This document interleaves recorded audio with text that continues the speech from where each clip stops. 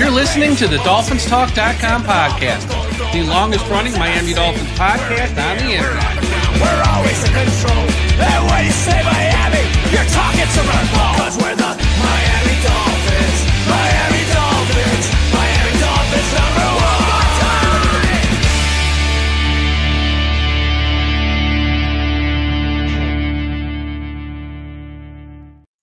Hello, Miami Dolphins fans. How are you today?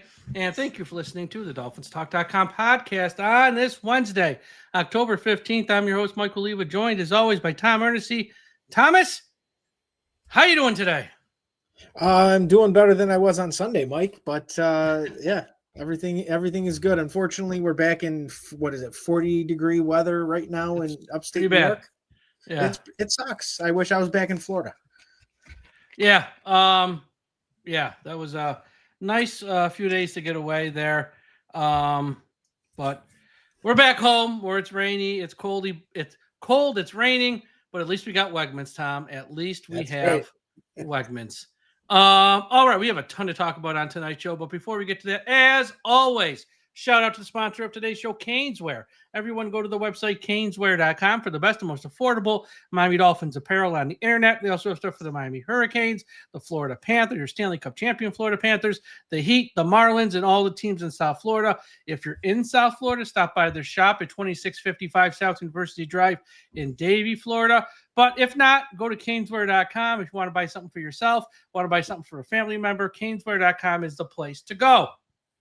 Also, shout out to everyone listening at the I Am a Miami Dolphins Fan Facebook page, run by the great and talented Carlos Hernandez. Make sure you are a part of that if you're on Facebook. Sign up for Dolphins Talk Extra, patreon.com/Dolphins Talk, only $3 a month. Bonus podcasts where you can, where we talk. Some of them are about the Dolphins, some not. Next weekend, October 24th, Josh, Aaron, and myself will have a happy hour show where you can come on a podcast like this with us, but it only is for extra members. We have a private message board, contest, prizes, where we give away cool autographs and stuff. Patreon.com/Dolphins Talk. And for those watching live on YouTube, make sure you smash the like button, subscribe to the channel, and if you leave us a super chat, it's much appreciated, and we will read it on the screen at the end of the show. Super chats are the best way to support the channel. All right, news. There's not a lot of news. Elijah Campbell didn't practice today. Alec Ingold had a rest day because of a neck injury. That's pretty much it. All the guys on IR, none of them are coming back this week. So it is what it is. A lot of guys injured. They said it would probably only be a month for most of them. We're well past a month now. And there does come a point here as the losses keep mounting up. What's the point of having them even return at all? But there's that. Tua spoke to the media today, which is probably the most exciting thing this season, when Tua stands at a podium. More exciting than his play on the field these days. Okay, here's what it was. Now, first off, I'll give you a little bit of a brief recap. Tom, you can share your thoughts. This was probably one of the shortest media sessions I've seen in a while. This thing did not last long. He came out off the top before any questions were asked. He apologized. He took ownership for what he said on Sunday. There was one part in there that was a little confusing where he kind of blamed the media, which I don't know what he's talking about. But to me, everything he said today means nothing. The toothpaste is out of the tube. It ain't coming back in. It was an awful look. He did look humble today, and he said the right things for the most part. But I think Joe Rose this week on 560 WQAM said it best. The players don't respect him. And to me, there's no coming back from this. I don't know how you come back from this, honestly. I know the cap hit is huge, but this has to be his final year in Miami. Because if they bring him back in 2026, 2026 is going to actually be worse than this year, if it's possible. And plus, if they keep him around in 2026, good luck getting a good, and that's the key word, good general manager or head coach to fill these openings. It won't happen. No one will want to be saddled with him, especially after he got Brian Flores fired and after he got Mike McDaniel fired. Why would a good head coach? I'm not going to. Why? You can get me fired too? No. So the misery will continue if they keep him around past this year. But he said the right things today, but it kind of falls on a lot of deaf ears, in my opinion, Tom. Yeah, I think he did the right thing. Just 3 days later is unfortunate, but this is when the players talk to the media. First day of practice. for the upcoming game. So the way that I see this at this point, Mike, is there's going to be guys that are not going to respect him if they never respected him before. But he lost some more guys in the locker room. But to a point, it's about being professional and reading the room. And, clearly there were some conversations behind closed doors, and Tua admitted to his mistake about, like you said, letting the toothpaste out of the tube. You can't put it back in at this point. I will say this. Tua did his part. Jalen Phillips did a complete opposite of what you're supposed to do after the quarterback says he ain't helping what he nothing. says at the podium. He did not help at all, because he just admitted once again that there's shit going on in the locker room. Guys not showing up, guys not caring. That's a culture problem. And that culture will not change until they make the change. Chris Greer, gotta go. Mike McDaniel, good offensive mind. He gotta go. He's not a head coach. He's not a leader of men. The players coach thing is done in Miami. They have to get a disciplinarian. They have to get a guy that can completely change the culture. Kind of like the culture shock of when Brian Flores came in 2019, right? You felt a change in Miami. That's the type of situation they have to get it themselves into. But first they have to make the move. But they won't make the move because Stephen Ross is content. If the seats are filled in the stadium, he will be content because money is pouring in to his pockets. So nothing will happen until it does. And right now it doesn't seem like anything will happen. Yeah. I actually think, and we'll talk about the game later on in the show, if they lose this week to Cleveland, who's, I wrote this today in a column. If you're a fan of the Dolphins, do not look your nose down at Cleveland. We're in the same category as them. We are just as bad as them. We're at the bottom of the totem pole in the NFL with them. Don't look your nose down at them saying, well, we're better than Cleveland. We're going to be Cleveland. Like hell you will. If they lose to Cleveland and it's ugly and it's just more mistakes and you see some of the guys maybe, took what he said there to heart to, and maybe they don't give max effort and it's just a bad, ugly loss. This could, again, I still think it'll happen at the bye week. This could be Mike McDaniel's final game. If it's ugly. Not if they lose like 24-23 at the buzzer on the last. I'm not talking that. I mean, if they go out there and they don't show up and they mailed in just like they did week 1 versus the Colts, that type of loss, this could be his last game at that point. So, again, I don't want to say each week this might be it. I really feel, though, this is a legitimate opportunity for it to be it because of the opponent, which just happened last week, although it's really part of it's on Mike, part of it's not on Mike. It's just this is a little bit of a perfect storm this Sunday if things go really, really bad. So there's that. But for Tua, I always said when his time in Miami comes to an end, whenever it will going to be ugly. Because I think the fan base I never seen the fans blindly support a player, no matter how bad he played at times, ever in my life. It's like you couldn't even mention if he had a bad game. The fans would jump down your throat. And I saw this coming where like the fans are going to be so hurt at some point that they're going to be ugly. I didn't think the player be hurt. So now you got the player got hurt, turned on the fans, and now they're hurt. This is going to be messy. It's going to be a messy divorce. And, I don't know. It's unfortunate because this guy had, I would say like 95% approval rating of Dolphins fans. And like I said, no matter how bad he played certain weeks, he had the support. And he squandered every bit of it. He squandered every bit of it just by talking a little too much. And I think part of it is tone deaf. Part of it, he lacks self-awareness. Part of it is I don't think he's ever been put in a situation where he's been criticized this much before, and he doesn't know how to handle it, and he just don't get it. And part of this job as a starting quarterback, it's the play on the field. And again, that's like we can always talk about that. But this off-the-field stuff, you either know it or you don't, and you don't know it. The frustrating thing for me when it comes to Tua is he was very quiet his first 3 years in the league. He just didn't really say much. He had his standard press conferences, didn't really divulge a lot. I liked quiet Tua.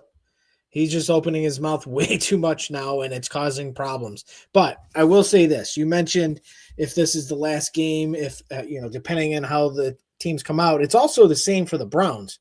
So if I don't care about them. I know, but I just have to do a shameless plug. If you are a betting man, you could put money on Mike McDaniel this week getting fired next, or you could put money on Kevin Stefanski getting fired next, because I think the loser of this game is getting fired.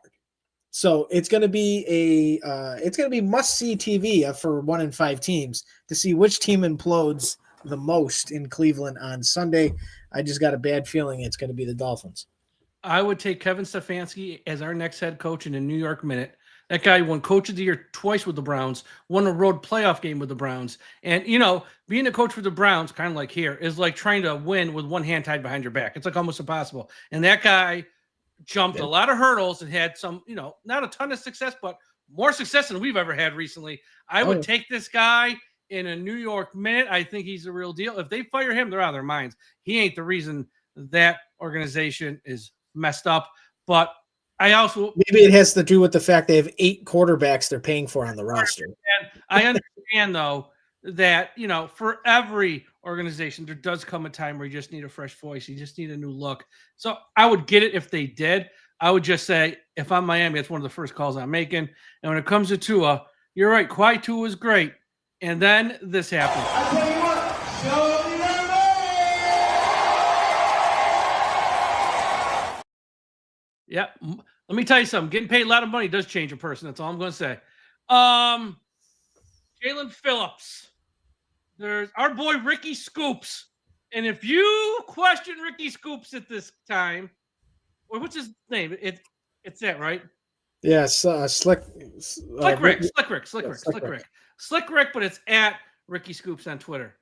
Do not question this man when he puts something out. He had Micah Parsons to the Packers long before it happened. He had Jalen Ramsey to Pittsburgh long before it happened, and about 10 or so other things that I can't remember off the top of my head. But he's broken so many big stories that it's crazy.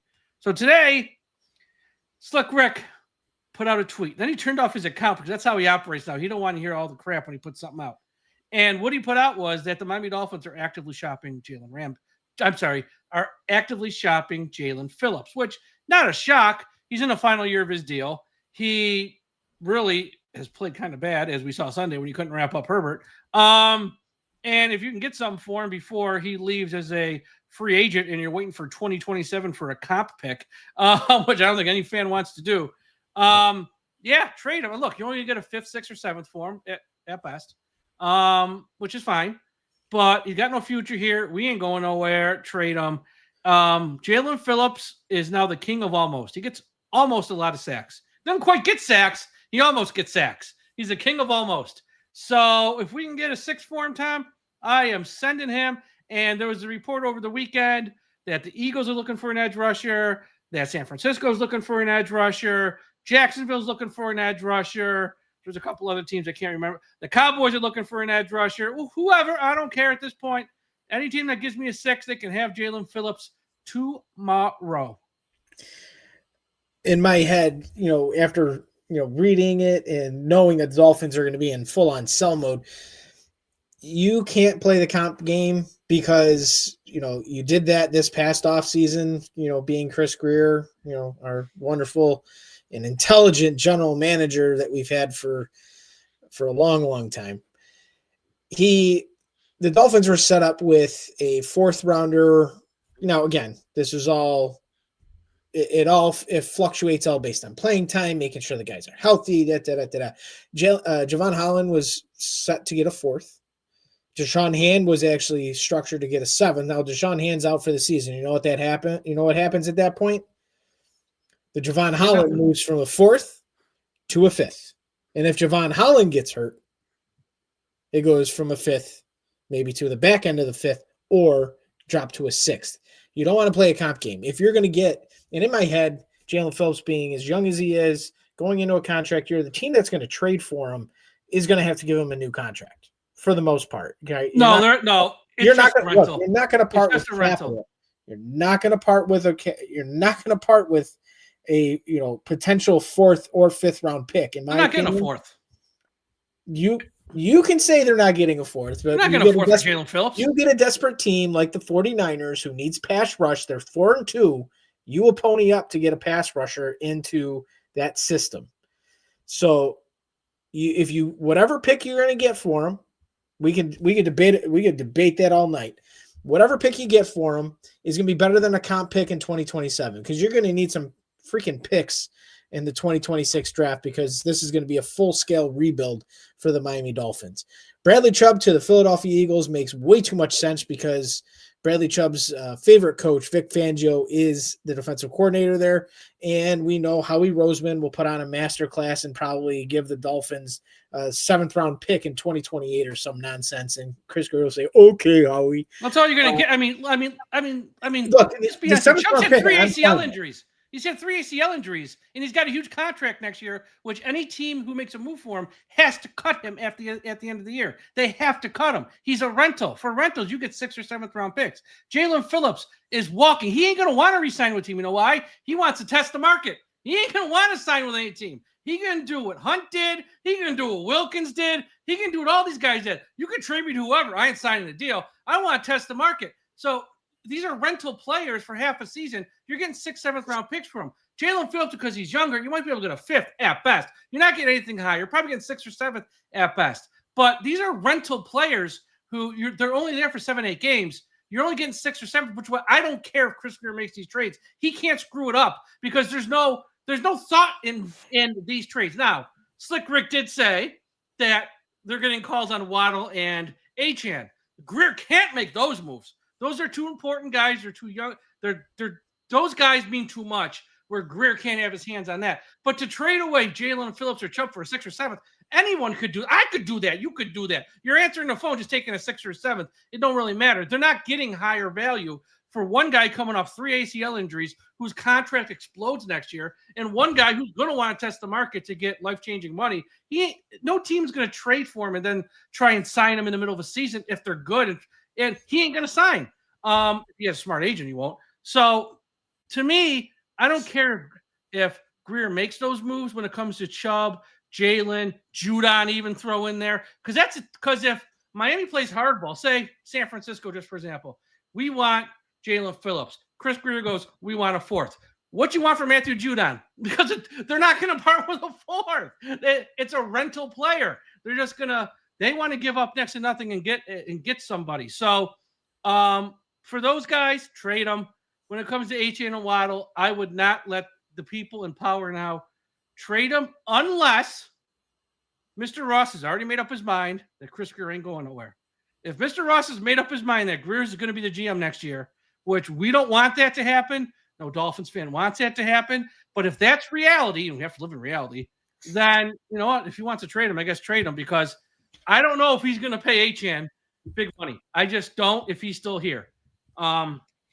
His history and with his history with running backs, I don't see it. That's the only way Greer can make a move is if he's been told by Ross, we could lose every game. You're still here. I can't think that is reality, but this is the Dolphins. Nothing surprises me. That just gave me a migraine with you saying that. But it's true. And there was also an ESPN article, Dan Graziano, with Jalen Wright, which again, if they're not going to, if he's a healthy scratch every week, you might as well trade him at that point. Yeah. He's not playing, so you might as well get something for him. I mean, if he's been passed by Ollie Gordon, which he has, if Achane's here, which you have to think he will be here long term, I guess. Wright has no role, so you might as well just trade him too, which just again leads back to Greer just being so freaking bad. It's like, why did we trade a 3rd to move up to round 4 to take Wright, only to not play him and then just trade him probably for like a 5th or 6th? It just none of it makes any sense, and that's how you go 25 years without winning a playoff game. That's how you go to becoming 1-5. That's how you go to having your, head coach talking like a moron at times, how your quarterback talking like a moron. It's like stuff like this. It's just, it makes no sense. and we'll see what they do. I don't think they're going to trade like the farm away. I think Chubb or Phillips or both will be traded. Right, there's a chance. I think that's it. I think out of those three, maybe two of them get moved. I don't know.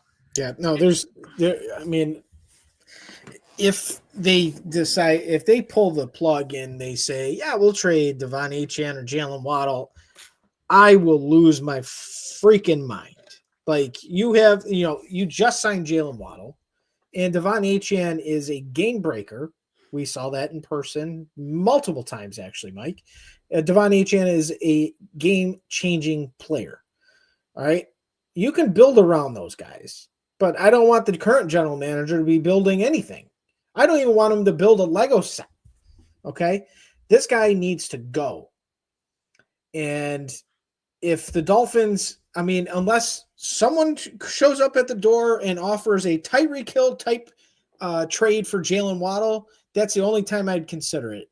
That's the only time. And they're not going to get an offer for that for Jalen Waddle. So Jalen Waddle will be here. Devon Achane will be here. You can send Judon, Chubb, Phillips to the moon for all I care.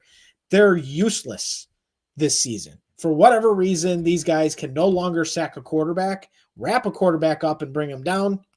Don't understand it. Probably never will understand how they can't do that anymore, because they were pretty good combination a couple years ago.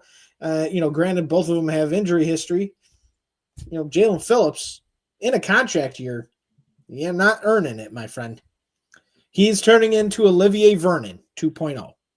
Okay? If you guys don't remember Olivier Vernon, he was the almost I got a sack guy. Hell of a pass rusher, got a lot of pressure on the quarterback, can never get the quarterback down to the ground. He's Olivier Vernon 2.0. Yeah, it's there's pretty much, I would say this. Try and think there's anyone I wouldn't trade. I wouldn't trade Patrick Paul because left tackles are so dang hard to find. Oh, no. Like, if the deal for Waddle was, I wouldn't be totally against it, honestly. But it'd have to be good. I mean, like I said, it's got to be. It's got to be at least a second rounder. I mean, at least a second rounder. I'm not trading for anything less than a second. I'm not trading for anything less than a second. And then for Achane as well. See, the problem with Achane is it's all about the contract, and you don't know who the GM is going to be next year and if they're going to want to pay him or not. So that's what makes it tricky with Achane. So your top bet's probably just to hold on to him, because you can always trade him next April if there's a new GM who doesn't want him or who doesn't want to pay him. Or if you get the new GM who wants to pay him, you can just pay him and keep him. So Achane, it's best to do nothing. Let the new GM, hopefully new GM, make that call next March and April. That's probably your best deal. But for Waddle, if someone offered a second, say like a team like the Giants, who might want a second young wide receiver to pair with Jackson Dart, because I know what's his face is out for the year this year. Neighbors say they want to get someone to pair with him next year and just be the number one for the rest of this year. If they offered a second for Waddle, I'd say yes in a heartbeat. I mean, it's just, honestly, I would. And I like Waddle, but I swear to God, every time he makes a catch, every time he makes a play, he gets up limping. And there's going to be one time where he just doesn't get up. So I don't want to move him, but if it's the right deal, I ain't saying no to that one. There's pretty much no one who's untouchable in Miami. Maybe Chop. I wouldn't trade Chop either. Chop and Paul are the two who are probably untouchable. Other than that, all bets are off. All bets are off, honestly. All right. Time to talk about MyBookie. That's right, MyBookie.com. I know the Dolphins season's down. It's not a lot of fun. So that means you got to place bets to sort of spruce up your weekends. And when you're going to bet this year, I want you to bet at MyBookie.com. Here's why. Use the promo code Dolphins. And when you place your first bet, I don't care if it's a $10 bet. I don't care if it's a $20 bet. I don't care if it's a $100 bet. I don't care if it's a $150 bet or if it's a $30 bet. Whatever amount, up to 500 of. Click the bet back bonus token. Here's why. We want you to win your bet, but if you lose, it happens. We all pick losers once in a while. If you lose, you get all the money back. You can just start to bet on another game with the money you just lost because you didn't really lose it. It's like a redo. It's like, it never happened. What? I bet who? No, I didn't. I got my money. So go to mybookie.com, promo code Dolphins. Make sure you click on the bet back bonus token with their first bet. And I know everyone, FanDuel, DraftKings, all stuff. I get it, but it's free money. It's free money. Go to mybookie.com, promo code Dolphins. Make sure you click on the bet back bonus token. What do you got to lose? Now, if you lose twice, you're SOL, as they say. But what's the odds of losing twice? Ain't going to happen. mybookie.com. All right, Tom. Dolphins, Browns. Not exactly Super Bowl preview here. Not that they can. They're in the AFC. Not exactly an AFC Championship game preview here, let's just say. Wait till I read off these offensive numbers. You're going to love this. All right. Total offense, Cleveland 27, Miami 26. Passing offense, Cleveland 26, Miami 21. Rushing offense, Cleveland 28, Miami 27. Scoring offense, Cleveland dead last 32, Miami at a whopping 18. Both these two teams kind of stink on offense. Cleveland's worse, but not by much. So there's that. Defense is a different story. Total defense, Cleveland 3rd, Miami 30th. Passing defense, Cleveland 7th, Miami 20th. Rushing defense, this is a whopper, Cleveland 3rd, Miami 32nd. Scoring defense, this is a little confusing. They played so well, Cleveland, 3-7-3 scoring defense. They're tied for 21st, Miami 29th. Here's the deal. The Browns on defense, they got some guys who can play. They bring it on defense. Miami, not so much. And when it comes to offense, yeah, Cleveland's kind of struggling, but they started the year with Joe Flacco. Now they've gone and they made the change to the rookie lefty Dylan Gabriel. So, Tom, when Miami has the ball, what do they have to do to be successful? And don't say pray. You used it last week. All right, let me throw that out. They have to rely on quick hitting, short passes. Do not let Myles Garrett wreck. He's going to wreck the game. But you have to have Myles. You got to keep Myles Garrett with the right tackle or left tackle, and just hoping that you can just keep him out of the backfield. The game plan for the most part that they used in the Chargers game, it made a lot of sense on what they were doing. The quarterback just didn't execute. And the big problem is the intermediate throws, which is of 180 from what Tua has always been great at, is the intermediate throws. He is not good this season in those intermediate drops. So run the football. Let HN be HN. Please, for the love of God, get more wide receivers involved, except, not, just throwing it to Jalen Waddle. Throw it to Malik Washington. Try to get Nick Westbrook-Ikhine, who is on this roster, by the way. Try to get him involved in the game because the teams are going to try to take away HN, Waddle, and Waller. Get those guys more involved in the offense and try to spread it out a little bit more. And just no stupid turnovers. No stupid turnovers. I think it's almost out of the 5 losses this year, there were 4 games out of the 5 that Tua had some really bad turnovers that flipped the game on its head. He's just got to stop doing it. He did have a 2-game spurt where he didn't turn the ball over.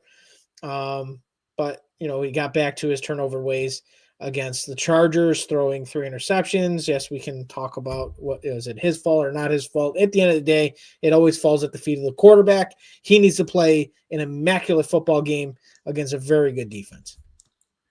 Yeah. To me, it's about just blocking somebody.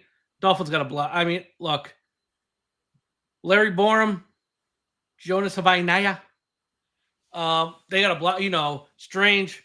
They got to block somebody. And I don't know how it's going to happen, honestly. But if they want any chance of winning, they got to block someone. Tua's got to get the ball out quick, which he has in years past. He's really going to have to do it this game, though. And, we can talk about all these guys, Nick Westbrook-Ikhine, this, that. Get the ball to Waller, HN, and Waddle. Those are the only guys you can trust right now. The only guys you can trust on offense. Get them the ball, get it out of their hands quick, And this offensive line, I don't know how they're going to do it. I don't think they can do it, but they're going to have a game of their lives where they block somebody. Because if they don't, it's going to be a lot of 2nd and 14s, 3rd and 17s, and you're going to be playing behind the chains after you get, loss of 3 on the first run. Then you get it's just going to be, you can't be behind the chains. You can't. Because if you're behind the chains against this team and this defense, what about the Browns? A lot of their problems are with the offense. They bring it on defense. Again, I've said this a million times. I'm going to say it one more since we're playing them this week. Week 1 for Cincinnati with a healthy Joe Burrow. They held that offense with Chase and Higgins and Burrow and everything else to 7.5 yards. The second half of that game, Cincinnati had 7 yards of offense for an entire half. This defense, they beat the Packers at home. Fans of the Dolphins would cut off their pinky finger to get a win against a team the caliber of the Packers. They beat the Packers at home. This defense, when it plays its game, can just shut down great offenses. What are we going to do with Larry Borum, Jonas Avayanea, Cole Strange, and whoever else we got out there? It's going to be a struggle for this offense for Miami, I think. But it all starts up front. If they can't block anybody, it's going to be ugly. Now, when Cleveland has the ball,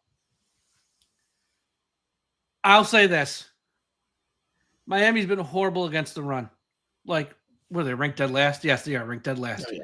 And, Rico Dahl, Rico Dahl went nuts. Last week, this guy for the Chargers, Vidal, whatever his name was, third string running back, he went nuts. Quinshawn Judkins, missed all training camp, missed like the first week or 2 of the season. Since he's played, has been spectacular. I think heading into last week, he was averaging close to 6 yards a carry. Last week, he had like an off game. He's averaged like 4.8, 4.9 yards a carry, something like that, whatever. If you got him on your fantasy teams, probably play him. I think Miami needs to come up with a way to stop the run, to force the Browns offense to have the young quarterback throw the ball. And then if you force them to be one-dimensional, you get pressure on the young quarterback, that's your recipe for success. Do I think the Dolphins can execute that game plan? No, I do not. Because I just remember all year we've seen teams. The Bills in the first half, it was like 9 yards a carry. The Jets for the game was at like 7 yards a carry. We saw, like I said, what the Panthers did. We saw what the Chargers did. They haven't stopped the run at all this year. But if you want to come away with a win in Cleveland, they got to, stop the run's probably too strong. Maybe keep them under 100 yards. Is that asking too much, Tom? Maybe not let the guy go for 220. Maybe if we hold the Browns running game to like 94 yards, I'll call that a win. Would you call that a small moral victory? Yeah, sure. Why not? We're in moral victory stage of the 2025 season. That's my call here, Tom. Can they slow down the run? No. So what's your recipe?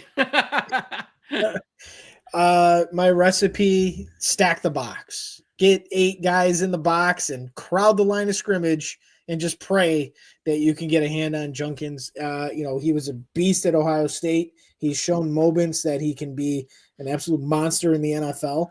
And if you want to win the football game, you're gonna have to play a very weird brand of football, which is just you got to stack the box. Dylan Gabriel, not scary by any means.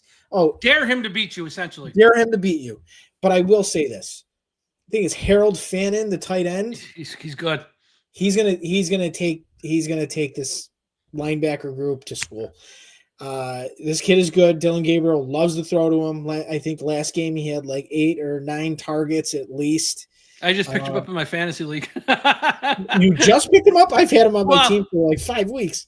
I picked him up last night, actually. Yeah, he was still out there. They don't really use Njoku very much anymore because he's hurt. The combination. Yeah, he is hurt. Yeah, I mean, he was hurt last week a little bit. I don't think he's playing this week.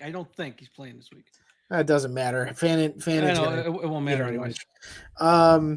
They have to be smart on defense. They have to remember how to tackle, first of all. Second, you have to get after the quarterback. You got to force him into some mistakes. Maybe the Dolphins can force a turnover or 2 this week and maybe not go 3 and out on offense after maybe they force that turnover. But time will Time will tell. I think the important thing is you got to stop the run. You have to stack the box. You have to force Dylan Gabriel to beat you. And if he starts beating you, it is what it is at this point. Yeah, I mean, yeah. Well, you know what? I'll say what I got to say. All right, it's that time of the show. It's now time for Mike and Tom's Fearless Predictions.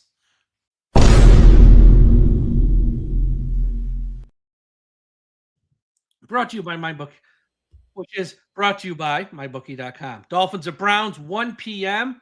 on CBS from Cleveland, Ohio. Spiro, Ditas, and Adam Archuleta on the call. Tom, you go first. Give your prediction. Thank God this game's at 1:00. Yeah, is it on? Are you sure it's on CBS? It's not on like Animal Planet or something? It's on CBS, so we're going to do the post-game wrap-up show right when it ends so we can enjoy our evenings. Thank God. This is not going to be for the faint of heart, folks. This game is going to be brutal. Maybe on both sides. These are not good football teams. The Browns, like you said earlier, Mike, their defense has kept them in game after game after game this year. And the one win in Green Bay was very impressive. The Dolphins, they find ways to lose. Okay? They find ways to lose. There's 3 games this year. You can count them all. They found a way to lose the football game. So you're going on the road against a Cleveland Browns team that has a rookie quarterback, rookie tight end, an elite all-pro, all-world defensive end who is going to take Larry Borom and throw him into the first row just to get to the quarterback. Because if you recall, the Browns went to Miami a few years ago, Mike. We were at that game. Myles Garrett could not get to Tua. Just couldn't get to him. Tua made sure he told him, man, I had to get that ball out of my hand. I don't want you anywhere near me. I don't think that's going to be the problem this week for Myles Garrett. He's going to sack Tua at least twice. As for the game, how it's going to go, I'm indifferent. I think Miami is offensively, if you can say it, offensively a little bit better than Cleveland.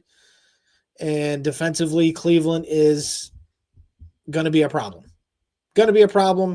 I hope Mike McDaniel gets some rest because he's going to be having nightmares of Myles Garrett all week.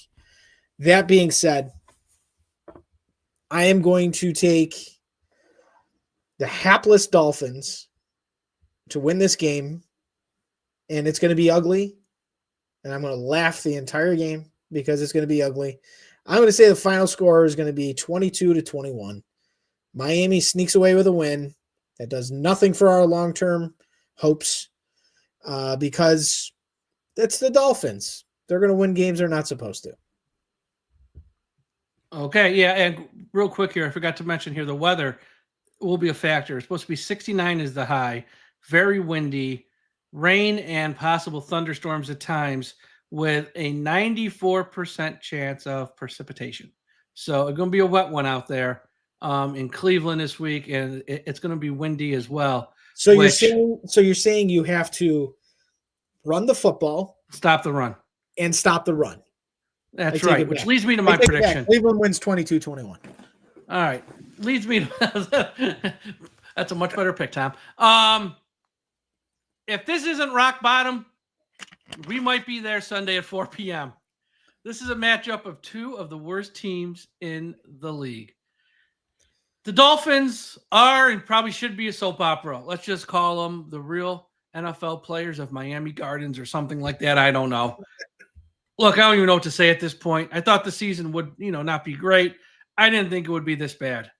Okay. Is the Miami Dolphins locker room divided? Well, I think we're going to find out this weekend. I know the Browns offense is ranked dead last, but the Browns offense hasn't seen the Miami Dolphins defense yet. This might be a get-right game for them. For the Miami Dolphins, can they block this Cleveland Browns pass rush? Well, Tua better hope so. And Tua better hope some of those guys he threw under the bus on Sunday weren't offensive linemen because he's really going to need them this Sunday to play at their maximum performance. I think Quinshon Judkins there for the Browns is going to have a career day. He's probably going to run for like 125 plus. I think this ain't really going off on much of a limb here, but that Browns rookie quarterback, Dylan Gabriel, will have his best day as a pro against the Dolphins defense. And I think Tua is going to be running for his life on Sunday. I don't know how the Dolphins team can put all the drama of this week behind them, travel up north, play in the wind, play in the rain and the storms, and put out a quality effort and beat a team, even if that team is the Cleveland Browns. So my prediction is this. We will hit rock bottom on Sunday. Cleveland 22, Miami 13, and we're going to be moving up the Tankathon charts in round 1 of the draft. So there is that. I can't pick this team to win. I mean, we couldn't hold the lead for 40 seconds against the Chargers. We couldn't stop, we couldn't stop a kickoff return. We couldn't, Herbert, say what you will about him. He looked at Jalen Phillips and was like, get off me. Just threw him off and then threw a pass. Then somebody misses a tackle. It was, and then against the Panthers weren't any good. We blew it there too. What makes us think we're going to go up there and play a team ranked number 3 overall in total defense? And this season's, look, I said this, I think Sunday night on the post-game wrap-up show. I believe it was that show. If not, I said it on some show. I don't know. This is like the worst season ever for the Dolphins. This is going to go down as one of the worst seasons ever. 2019, again, we were all as fans on the same page with a wink and a nod. Okay, we blew it up. Tanking. Everyone was on the same page. In previous years with some other coaches, the expectations heading into the season weren't really there. Not that I had expectations, but, I know a lot of fans did have expectations this year. Not that they'd make the playoffs, but that they'd compete for a wild card spot, that they'd compete for one. They are so far that was out the window after week 1. This team is just a mess. It's fractured. It's broken. It can't be fixed. It won't be fixed. The people here need to go. Outside of like 4 or 5 players, honestly, there's no one here worth keeping outside of like 4 or 5 players. The coaching staff all needs to go. The general manager needs to go. The quarterback really needs to go. I think it's one of those things for the quarterback too. It's not that, I know some fans are going to be like, you're picking on him. You just hate him. You never liked him. No, what he's saying now with the play on the field, it's in his best interest to leave and get a fresh start wherever. Okay. It's in his best interest because this cannot be good for him, off the field or on the field, in this locker room or not. He needs to go to a new locker room, reestablish himself, and just, have a fresh start after this year. It's best for him. It's best for the Dolphins. I don't know, they're going to have to find a way to make it work.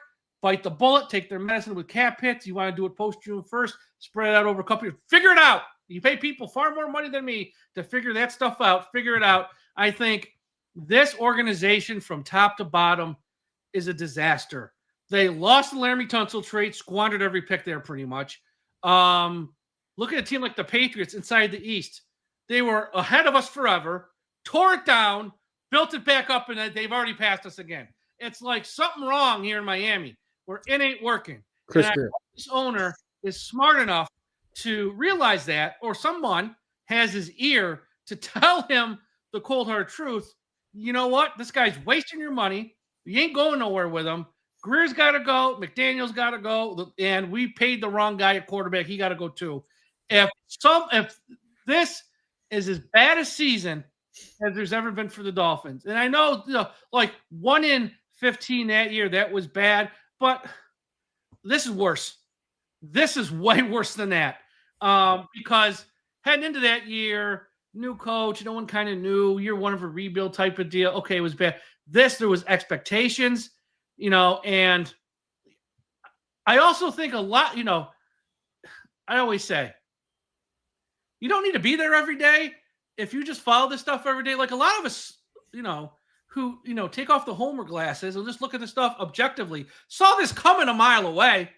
Like free agency started in March, Tom. Okay, on the first day or two, not going to go out there and spend huge money on guys. I get that.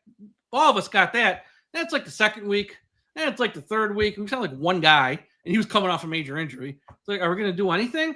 No, I guess not. And then we get to like, first week of April. Free agency, we sort of just, punted on that. Then we get to the draft. Okay, we got some picks, not a ton of picks. We got some extra picks around 4, picks around 1. We're trading away picks. We have a 2-player draft essentially, and the 2 players we took so far through 6 games stink on toast.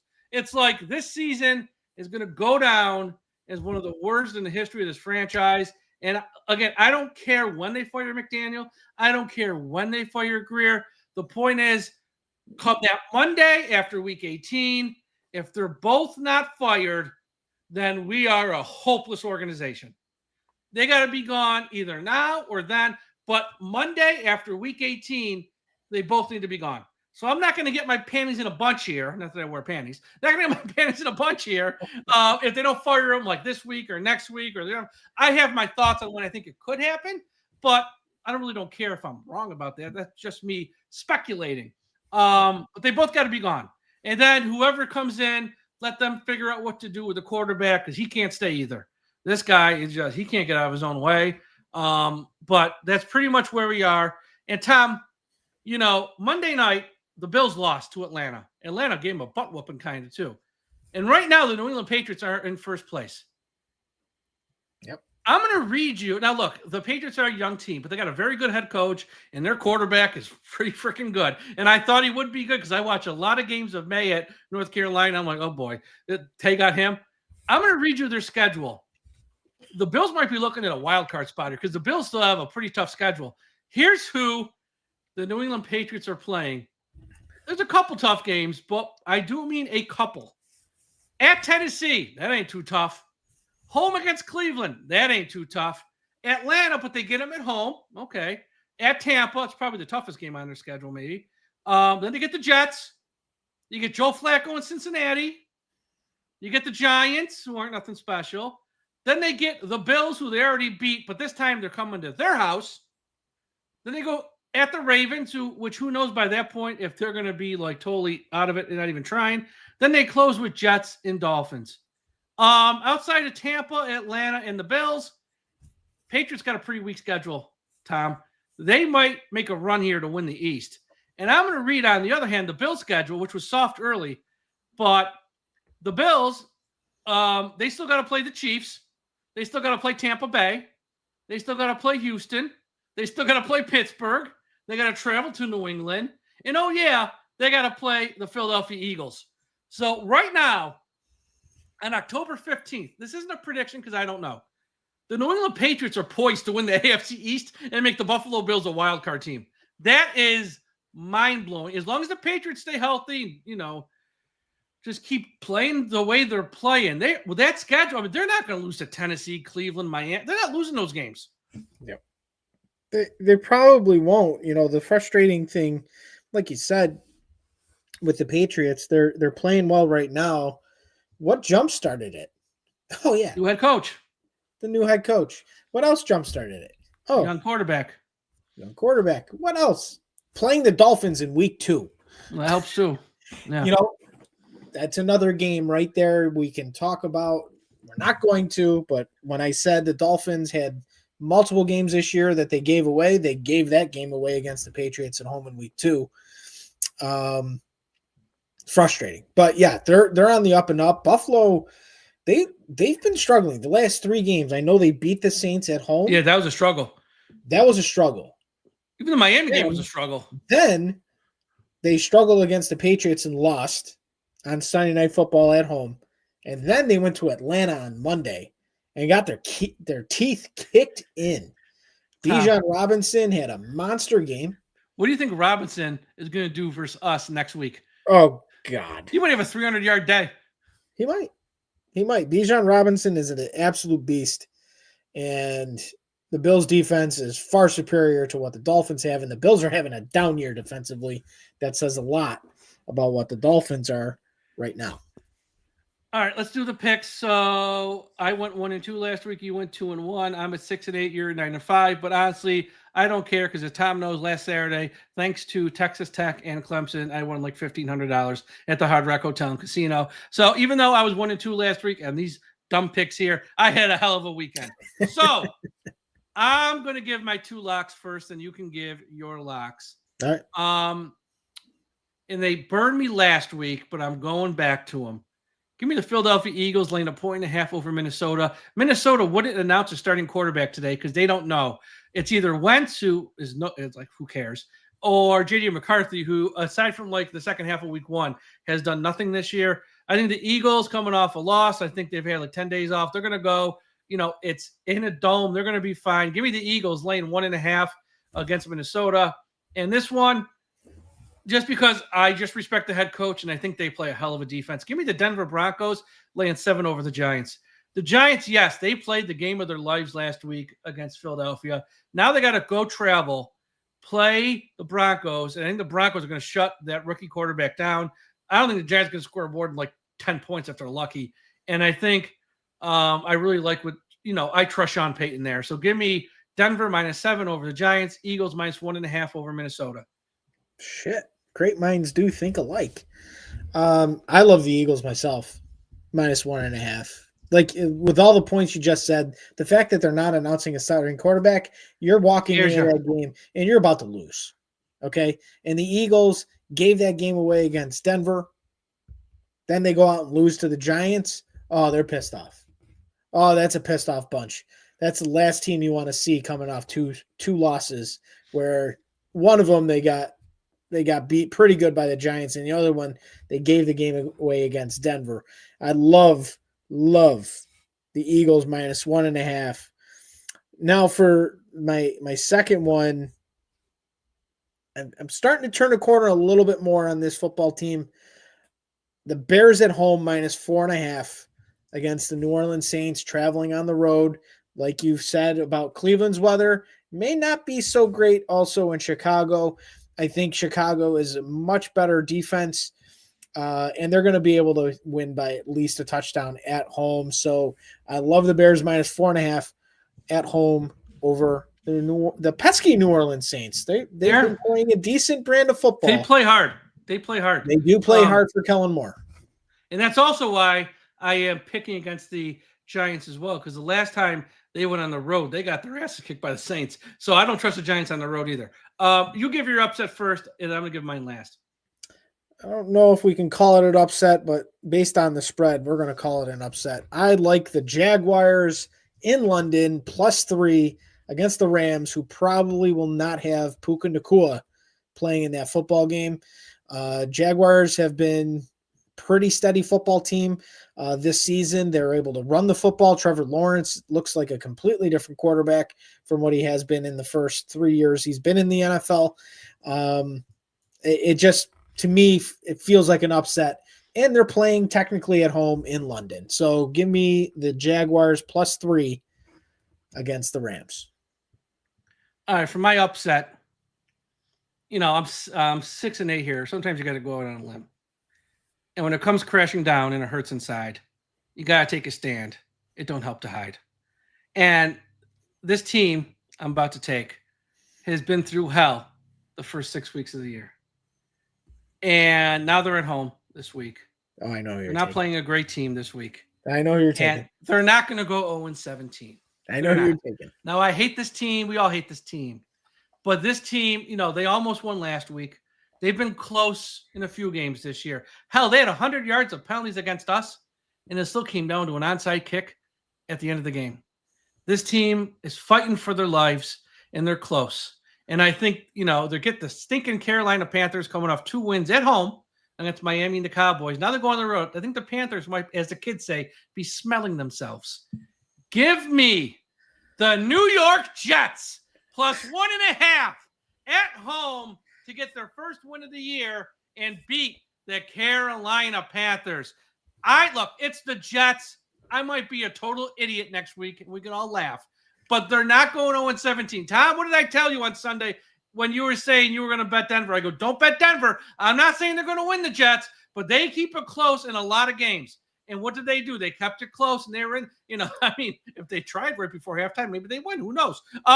So maybe not have a negative 10 yards net pass. Maybe not. And I do think if Justin Fields has a rough half, they will go to Tyrod Taylor in the second half. And he's, not that Tyrod Taylor's any good, but he's moves the ball at least. He can throw a forward pass. So I just think you look at their schedule, they're going to win one or two. This is a prime spot for them to win one. And I think the second one they win will probably be against us at home. Okay, that's a different story. But give me the Jets this week plus 1.5 over the stinking Carolina Panthers. And look, if you're a Dolphins fan, this actually helps us. I mean, if you think we're hopeless and we're just trying to get the highest pick possible, this helps us. So on some level, we need the Jets to win a game or two here. If you're worried about draft positioning. So yeah, but put that stuff aside. I do think Carolina, I don't see them winning 3 in a row in this league against anybody. And I think the Jets, this is the 1 week where they kind of put it together. They ain't going to win pretty, but they win 17-16 or something. So Jets are my upset of the week. And either next week this time we're all going to be laughing at me, or we're going to be like, hey, Mike's a genius. I hope. Listen, for your sake, I hope it's that you're not a genius and the Jets continue to lose. Because you always want the worst for your enemies on the football field, not in real life. On the football field, always want to root for the losses against the Jets. Yeah, but I don't want them to get the quarterback we might want. So if they need to win a couple for us, like pass them, quote unquote, pass them in the standings, if you know what I mean. So there's that. All right. Thank you all for listening, as always. New show dropped this afternoon with Marissa interviewing Andrew Siciliano, Cleveland Browns play-by-play announcer now, used to work for the NFL Network, does some stuff for the Big Ten Network, talks about all the drama in Miami, talks about the Browns, this weekend's game. Check out her interview with Andrew Siciliano. Great interview, a lot of fun. He was outstanding, actually. Which most of our guests are, but he really, really was good. So that's a fun one. Josh and Aaron had a show last night. Myself and Josh Moser had a show on Tuesday. No, myself and Josh Moser had a show last night. Josh and Aaron had a show on Monday, and they'll have another show tomorrow on Thursday. So check that out. Check out the website, DolphinsTalk.com. And yeah, a lot of new stuff up, everyone. Have a great evening. We'll talk to you again after a while. And don't forget, as always, we must put an end to highway profanity. Fins up.